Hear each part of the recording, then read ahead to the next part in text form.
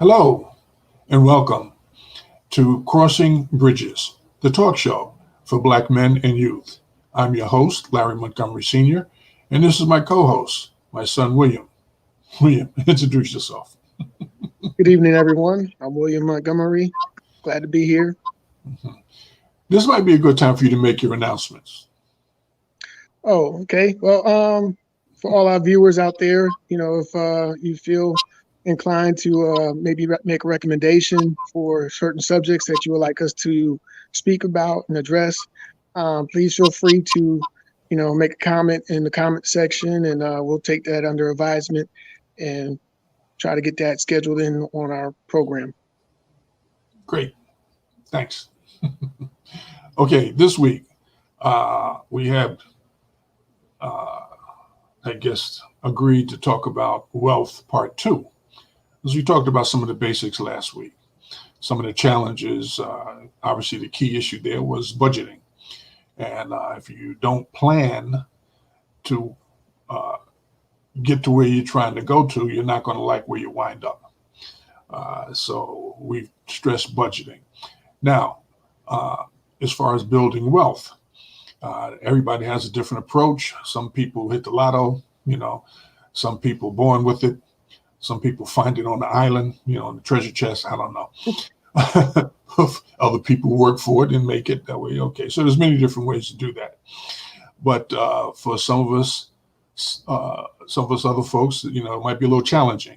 And so we need to give some thought to the different opportunities out there to help us build our wealth. Because it's not so much as for, it's a personal accomplishment, yes.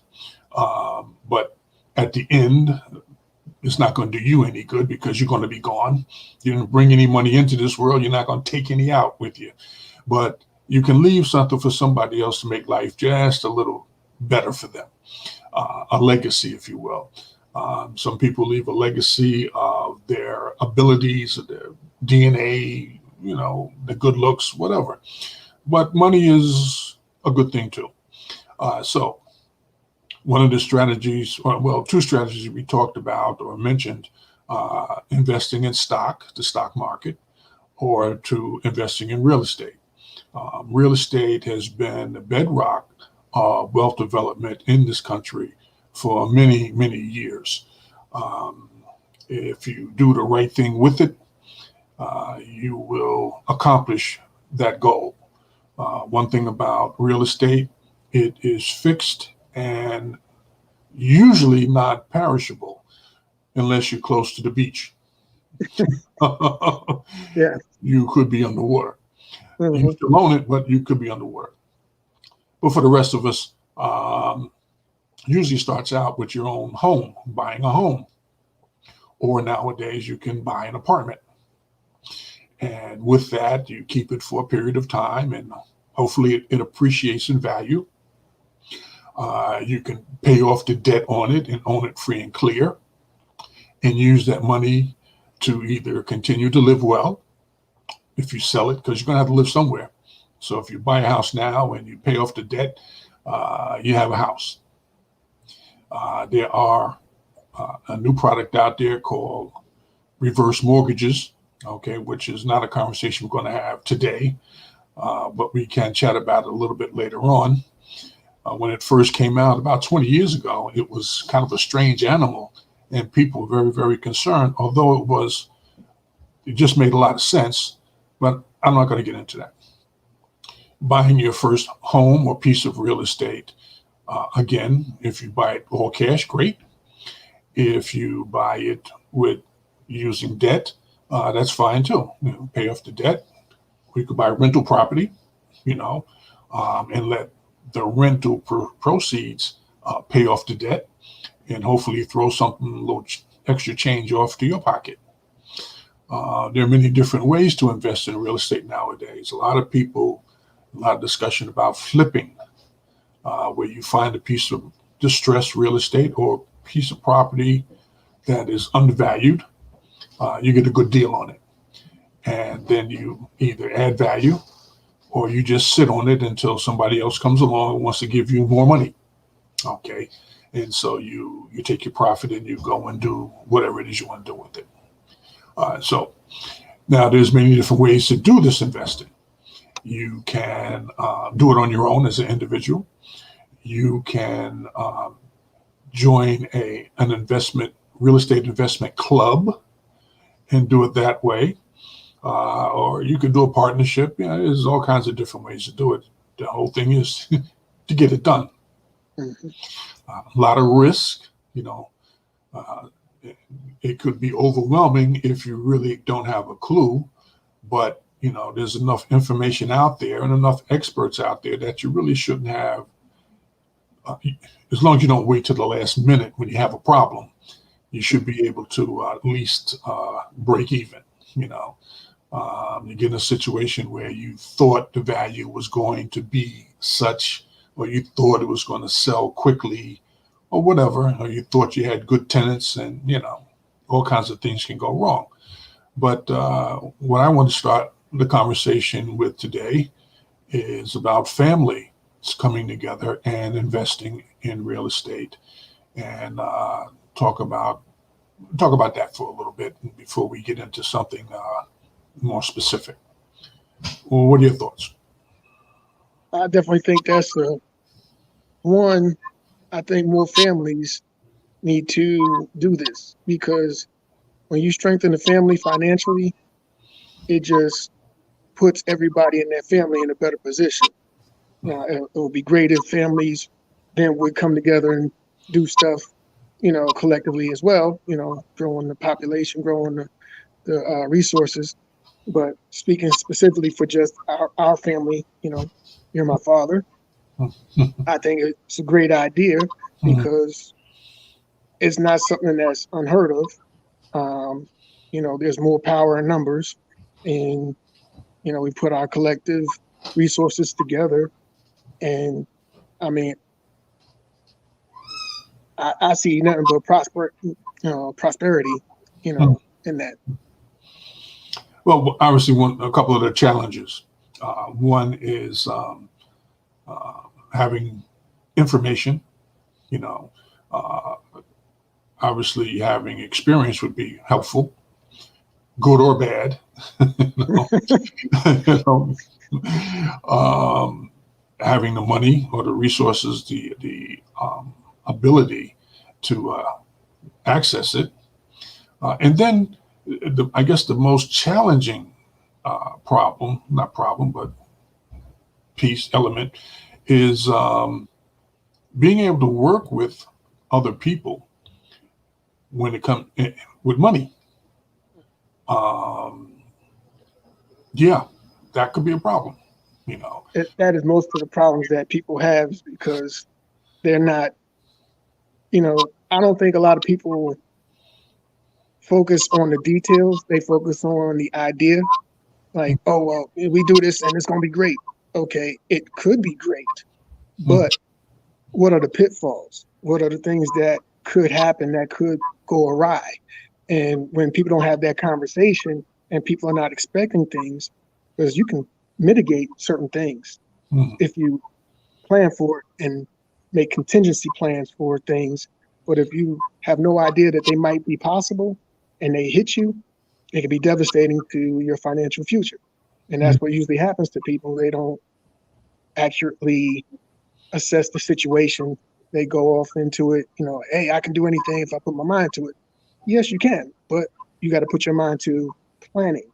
People don't whole mind, plan to fail, huh? put your whole mind to it, not just Yeah. the part where you see the rainbow, the treasure at the end of the rainbow. You Hmm. got to first start and find the rainbow, then follow it. There's Uh, a term in the military. We have the saying, um, people don't plan to fail; they fail to plan. yes, true, true, true. And again, a part of the planning process is to know who the planner is, Mhm.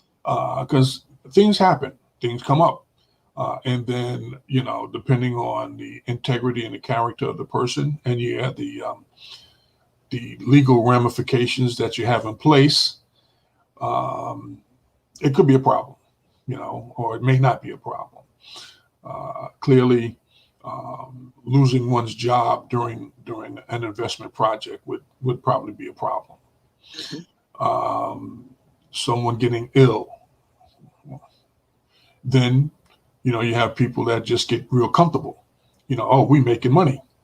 Well, I'm going to take a few dollars here, a couple of thousand here, a couple of G, get me a new car, and take a vacation, and no, I need it. I need to take this vacation. I've been working hard, all week. And now all of a sudden there's no money in the pot for the profit. And, the partner's looking, well, what happened to the money? What happened was, and see, that's how people get shot. Yep. Twice. What were you thinking? That was not your money yet. It's only your money when we sit down and divide it up. So those are challenges. And, even though blood may be thicker than water, sometimes money is money. Money is money, and it can be a real problem. So you have to be careful when what you do. And I would think that in a part of the planning, let's not plan on doing anything grandiose up front. Try to, do something small that if something goes wrong, no one gets, dead. That something that, and have a backup plan. Just a part of the planning process. You have your main plan, and you have your backup plan in case something goes wrong. So again, comes down to experience and knowledge. And it's not something, I think I probably said this before, you can't leave the burden on one person and just, it would be nice. I'm a doctor and you're a lawyer and we're going to buy this piece of real estate. Well, I put the money up and, you're supposed to take care of it, but then you don't. Now what? I got to leave patients to go take care of this or whatever. So you need to have an understanding of what it is you can and cannot do. And those things that you can't do, you may have to pay somebody else to do them for you. That's a cost. Unexpected costs could be a problem. But anyway, one of the avenues that I've looked at is setting up an investment club, real estate investment club. And it's not like you're creating the wheel for the first time. The investment club, real estate investment clubs have been around for a long time. And there are probably some in your area or close enough to your area that you can drive to and involve yourself with for a period of time so you can get some understanding. One thing about these clubs, it's a great place to network and to meet people who have experience in certain things, who can tell you, well, I've done this, and or Joe over there did that, and you might want to talk to him about that kind of a deal or whatever. And also a place you might find people who want to do a deal with you when they believe you're ready. I belong to a real estate club, one of the largest out here on Long Island for a while. And, met a lot of nice people who are making it happen every day. But again, in those situations, it's nice to be the fly on the wall sometimes. But then you got to really be ready to invest because it's the same issues. You come to the club meeting once a month and you hear these people talk and they're, oh, we're doing this, we're doing that. And you say, okay, well, maybe I'll go out to lunch with them and we'll talk. I'll go by one of their projects and see what they're doing, and that helps. But you still don't know. You still don't know. Sometimes you find people who are, cowboys. They're out there doing it. Yeah, making it like that. And you think about it, so, well, why don't you have a partner? No, I don't need partners. There's a reason why you don't need any partners. Okay. Might not be a good reason. But, so it's not like a quick thing. Well, I want to start investing in real estate, so I want to join the club and I'm going to, make it happen. It may take a little while to figure out, first off, if this is the club for you. The club I was with, They the president, and I can't say he was president because I don't know if he was ever elected. I mean, he was there as a president when I got there. And Okay. I didn't see any elections, but very, very, very knowledgeable person. Had been around a long time. Has a national reputation, so couldn't say that he didn't know what he was doing. But then again, he was the kind of person who was very, and I'm not being disparaging. I'm just telling you how I felt about it. You know, he's unapproachable. And I guess it's from seeing so many people over the years who lose their mind. Real estate. I mean, one day he's a great person, nice and personable, and the next day he made some money and you can't talk to him. Then when they lose the money, then they want to come back. Well, could you help me? Really? Yeah. Okay. So another thing about real estate investment groups is they're organized. They have rules. Again, they probably have officers of the corporation, of the club, and rules of the meeting, how they conduct meetings. Sometimes I know they had invited people in, special speakers, and then there's not always an opportunity for the members to speak. And that was one of the things that I thought was really good, because the members get a chance to showcase what it is they do. So, you buy it, you're a flipper. So you bought a house and you flipped it, made some money, and now you can come in and tell the group, well, this is what we did, this is how we made it, and maybe some of the problems that they ran into and stuff. So it was interesting. It was good. Okay. What's important with having a real estate investment club is everybody should bring something to the table in addition to money. Okay. So you got some skin in the game, and you're also in the game because you understand you bring something, whether it's the accounting piece, the legal piece.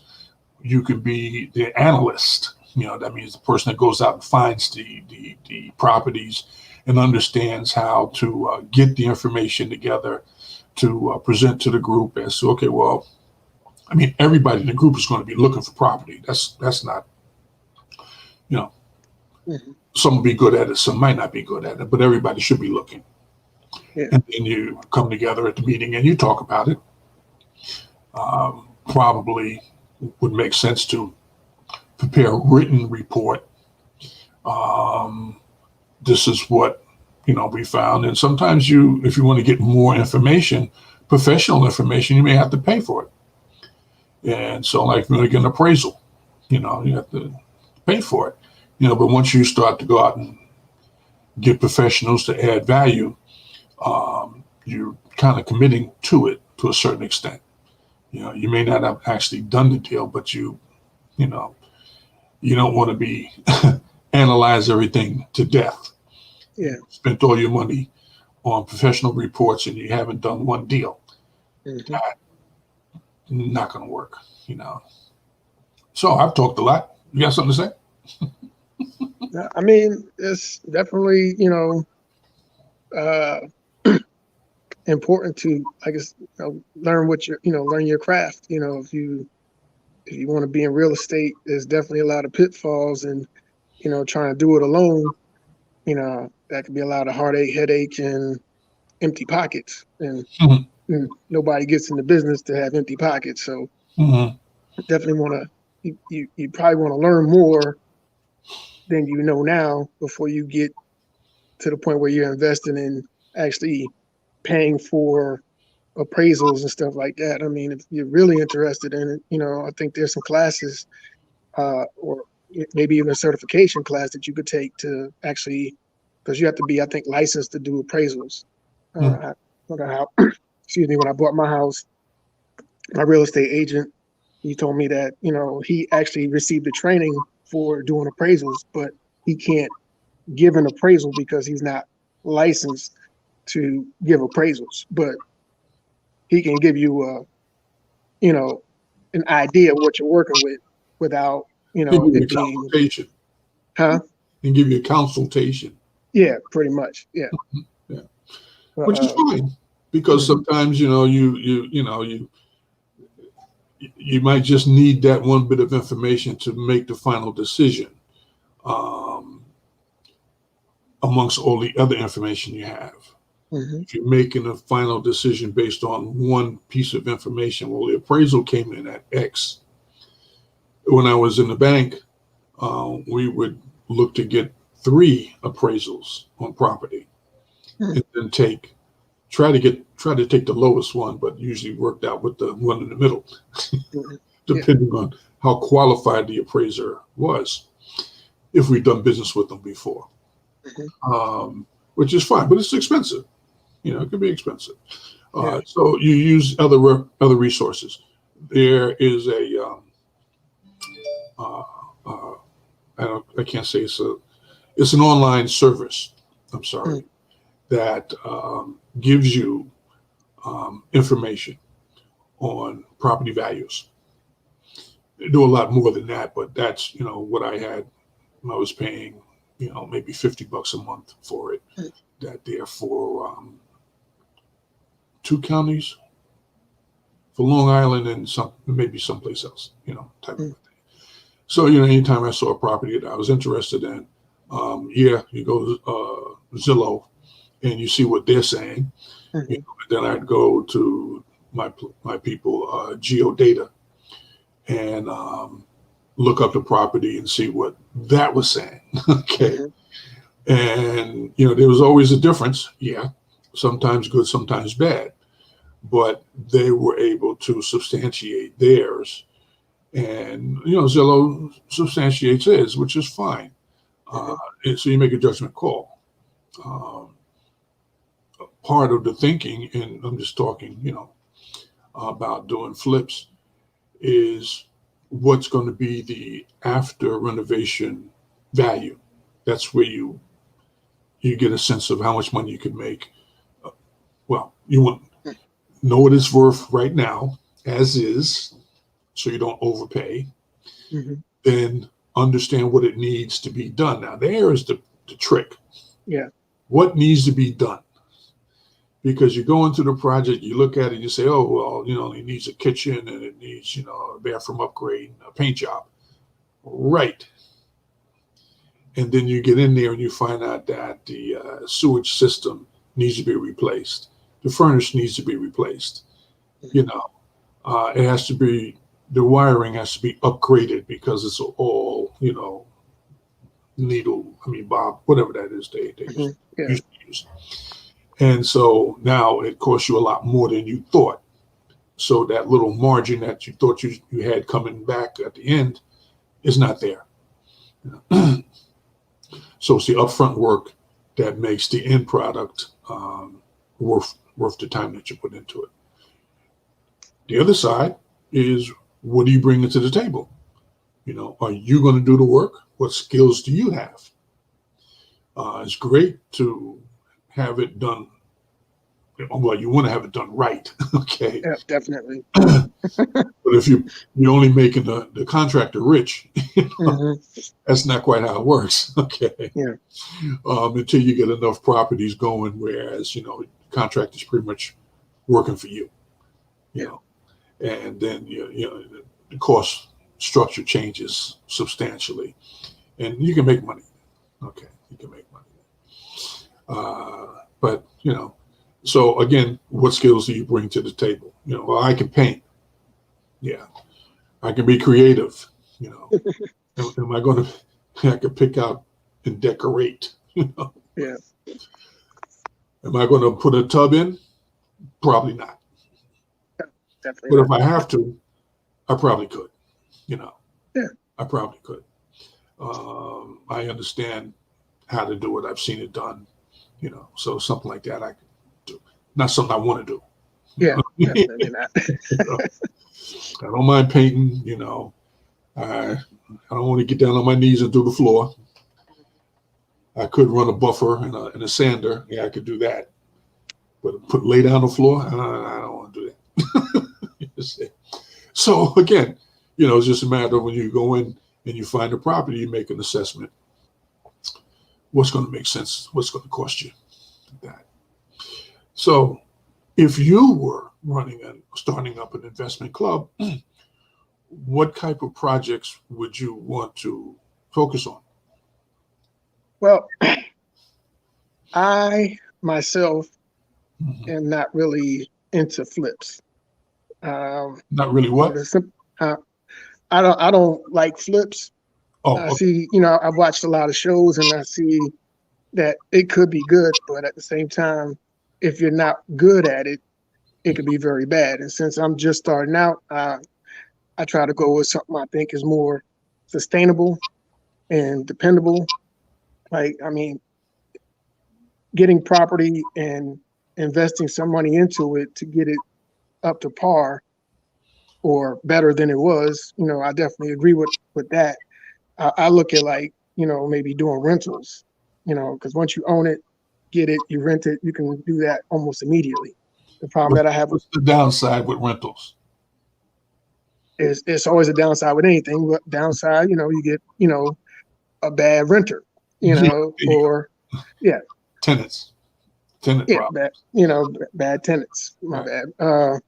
But the downside with flips is, you know what you want for the house. And when you're dealing with people, sometimes they don't want to give you what you're asking for, so it's like, and then if it sits long enough, they try to use that against you. And it's like, well, I'm trying to hurry up and sell this. And, it can be a very frustrating time. I'm like, if I own it and my plan is to have it long term, I can always change my mind and say, you know what, I want to sell it. People are making offers. Okay, I'll sell it, because it's a good price. It's a good time. But if I go into it with the idea that I'm going to buy it and try to flip it in 3 weeks or 6 months or whatever, that's where a lot of heartache and headache may come in.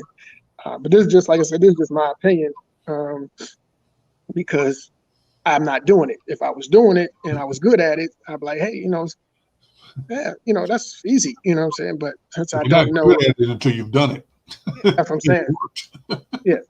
So like, you know, for me, getting my feet into, just dipping my toe into it, I wouldn't try to put that type of stress and strain on myself, not knowing like, who I can get to actually bring that house to a value that I'm gonna be able to sell it for and get that quick sell.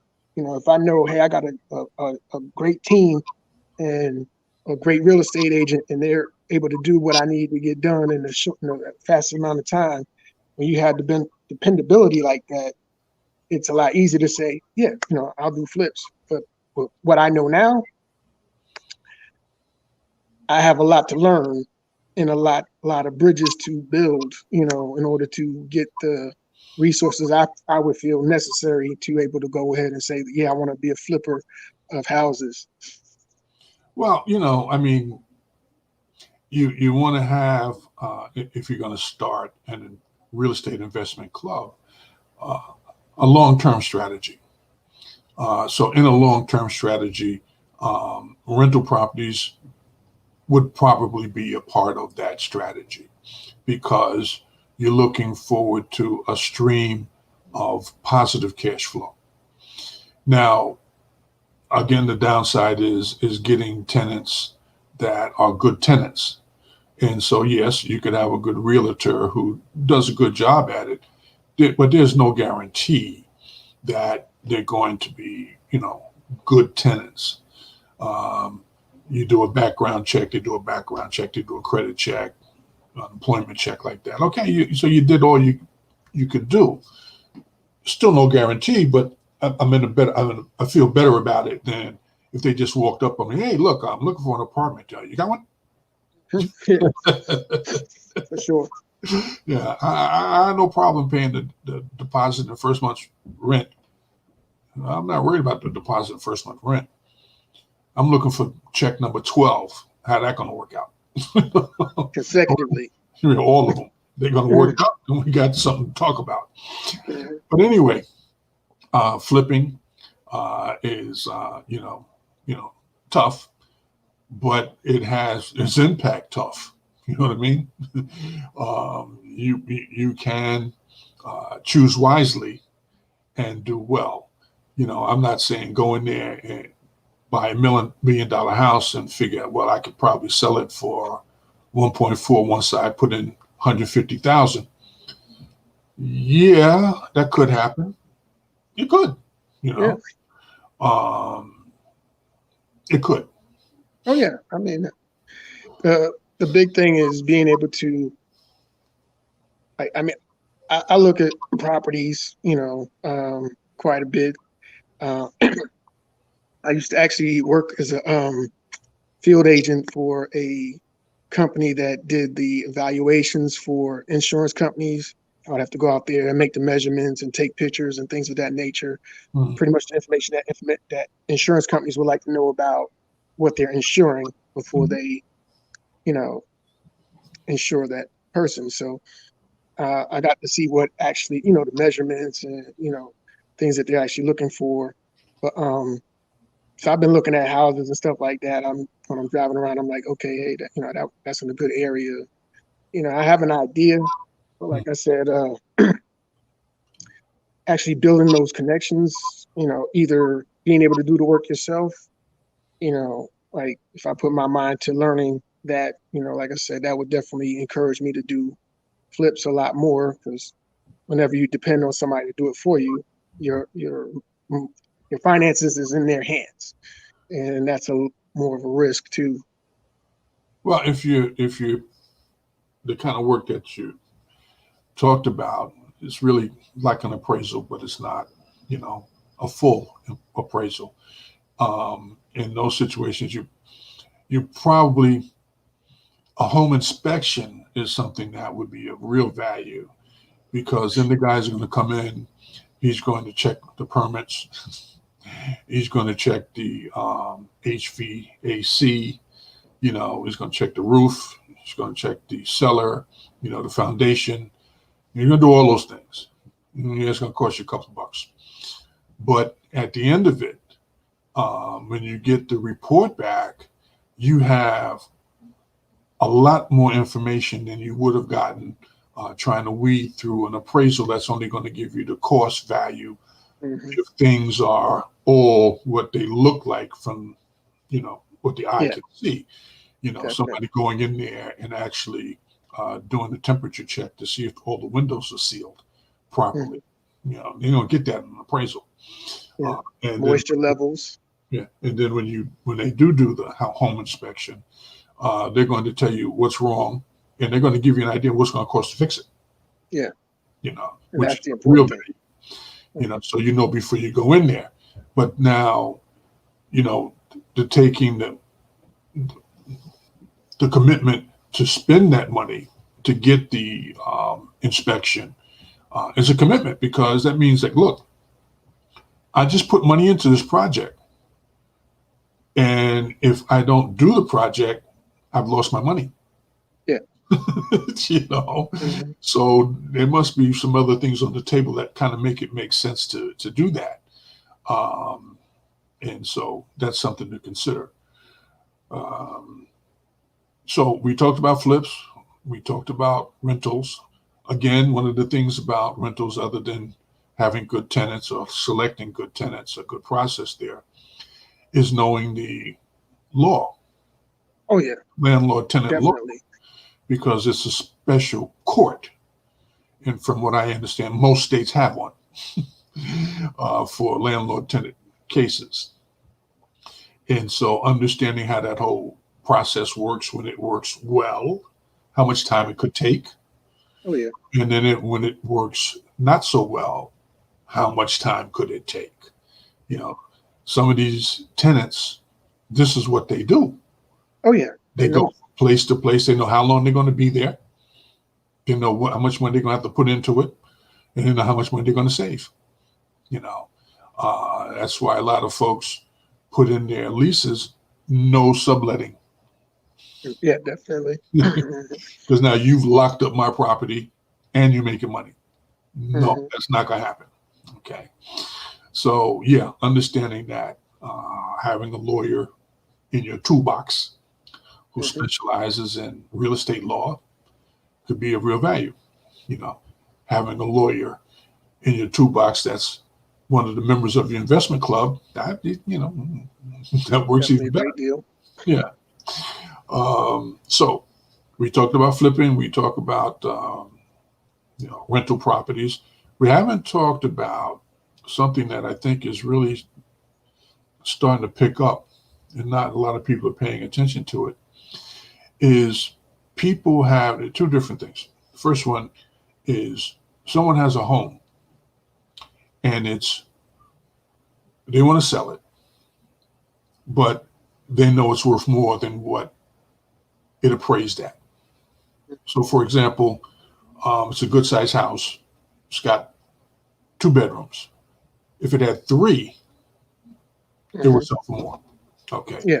3, it has 2 bedrooms, 1 bath, 3 bedrooms, 1.5 baths. That a different zip code there now.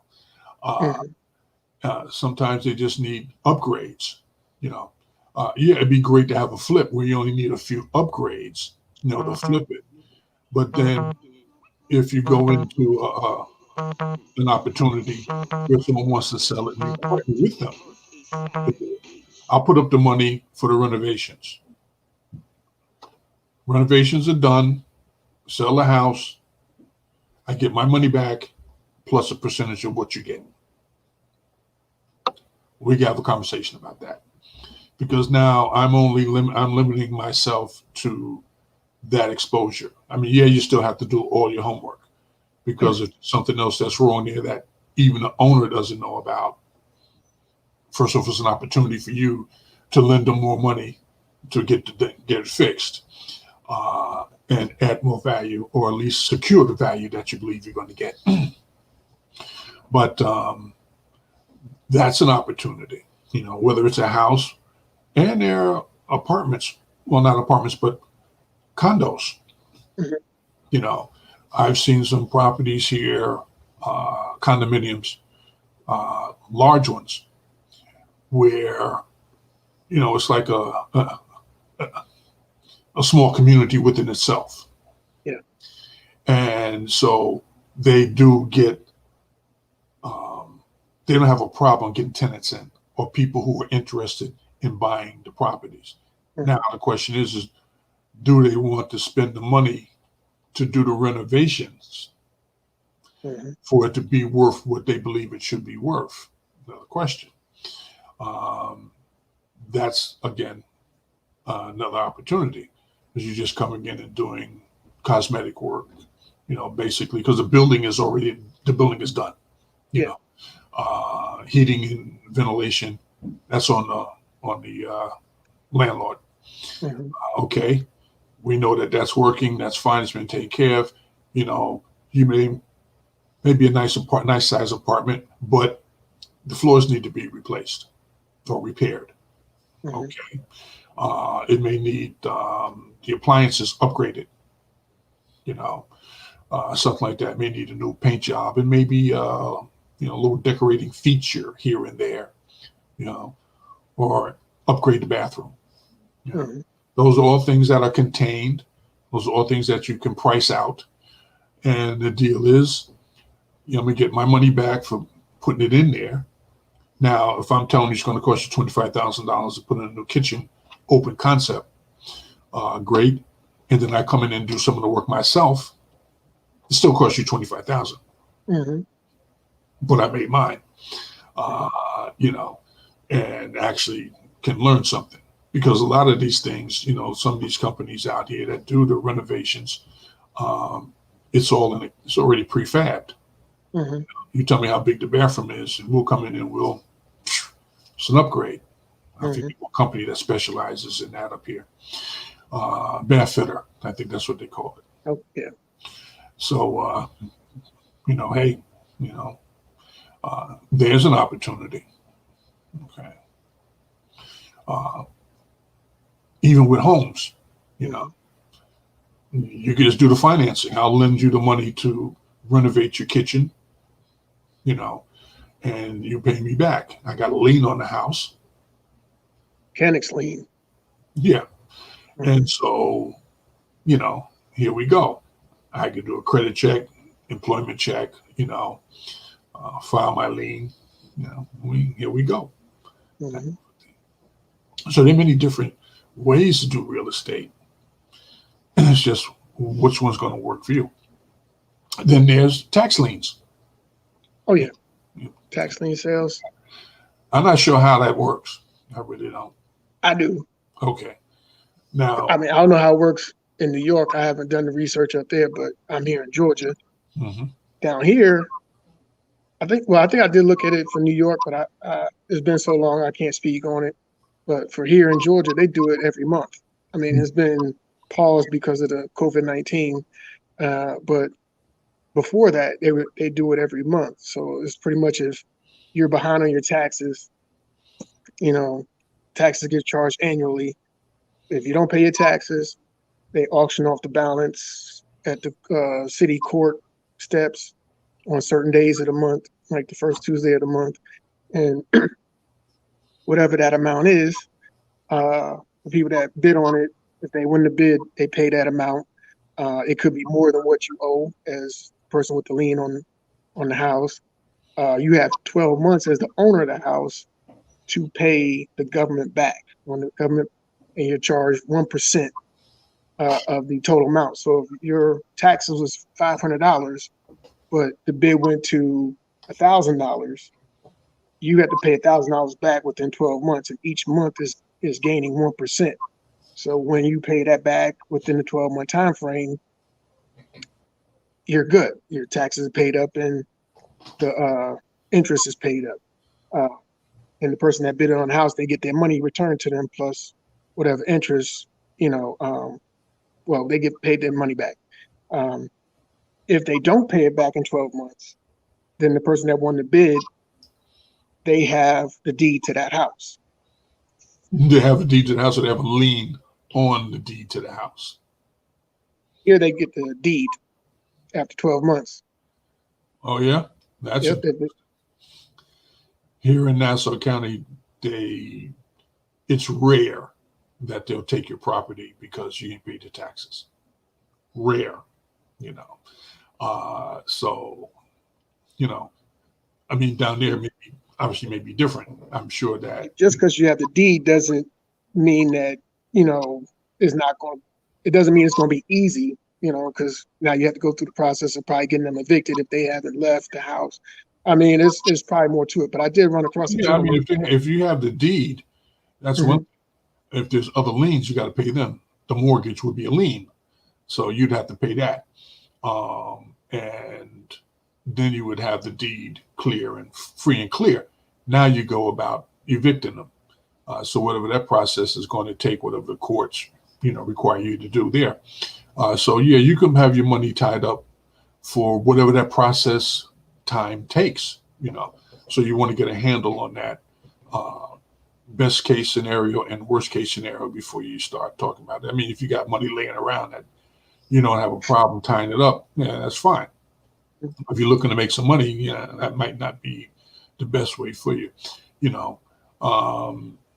I'm inclined to give thought to the lending the money for renovations, because then you can structure a deal where there's some time frames. That, okay, we know what you need to do. We understand how long it's going to take to get that done. And then now it goes on the market. It could go on the market before you do the renovations. Okay. Because you can get people to buy the house or commit to buying the house before it's been renovated, and that's another thought for those who flip. You want to try to get the house sold before you even go in, because, I'll give you a good price because I'm getting, I got you committed and probably the financing is already in place. It's just a matter of how long it's going to take to get the work done. If it's 6-8 weeks, 2 months, it's going to take more than 2 months, then, it better be a solid payday. I mean, it better be solid. I'm rebuilding. I can build a house in 2 months. Okay. I mean, may not have a concrete platform, but They can build a house. Well, down here they can build a house in like 2 months, a whole house. Yeah. Like, Yeah. Yeah. really? Prefab. They got Mhm. some prefabs out there now that are, I mean, hey, just class acts, So then it's a matter of getting the land, and getting the land where? Um, Close to the action or far enough off that the community is going to build back out to it, So you get a little more land, bigger house, So, that's okay. That's, an opportunity too. So, all right, we're 45 minutes in. Were there any other questions? I mean, the being a financier, is definitely, having that structure, knowing what you're putting into it, knowing the time frame where how it's getting paid back and when the total balance will be paid back. I mean, that's definitely, I think, great thing because now what I'm saying, you kind of knock out a lot of the worries because I mean it's still worries, but Mm, it's structured. You know what I'm saying? It's not, well, I don't know if this person, like, okay, I got a lien on the house. So even if you sell the house, you're gonna have to pay me back before you sell the house. mhm, So you mhm, got security with mhm, your concerns. mhm. Yeah. Um, okay. We can talk a little bit about foreclosures next week, or let me see what I have on my list here.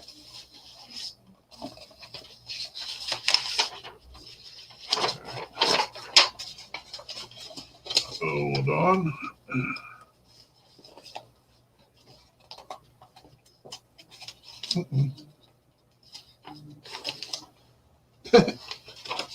Friendship. And that's a topic that father son can talk about. I mean, at our age, we already pretty much know, but we could talk about it. For the younger folks, Friendship. What is friendship? How to be a friend. You know, how to rate a friend, because we have good timing friends, and then we have friends. And how to treat a friend. You know, and it might be of interest. You want to do that one, or what do you want to? we can do that and you know give people the time to marinate on the financial stuff, and Mm-hmm, then we can revisit it. Because having a good friend, doing business with friends can be complicated, and some people like to do business with friends. So if they mm-hmm, don't understand what a good friend is, mm-hmm, they might mm-hmm. be setting themselves up financially for some problems. Yeah. Well, it's a two-sided coin, friendship. You know, you want good friends, but you better be a good friend too. True, true. You got And to know how to be a good friend friends, to even rate a good friend. know. But so we could talk about that a little bit there. You know, okay. Okay? Um, I think that's it. You want to make your pitch again? Your Yes. Um, Good evening, everyone. Thanks for participating today and watching us. We would like to extend an invitation to send recommendations for topics that you would like us to discuss. Uh, Please, send them in the comment box, and we look forward to your suggestions. okay. Well, that's it for this week. We look forward to you joining us again next week, God willing. Okay. Really. God bless. God bless you. Thank you. Okay.